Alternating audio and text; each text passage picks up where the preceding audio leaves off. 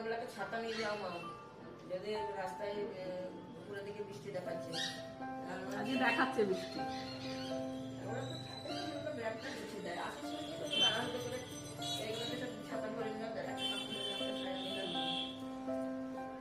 না তাকে নিয়ে যায় এক কাপড়ে।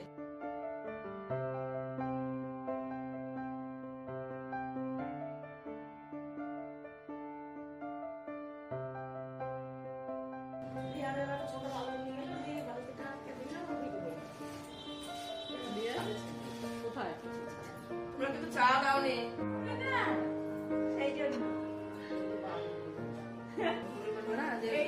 এইটাই পুচকের জন্য। তুই আগে তখন আমরা যাবো কিনতে, কোথায় আর কি বলবো, তোর কোথা খায়া ও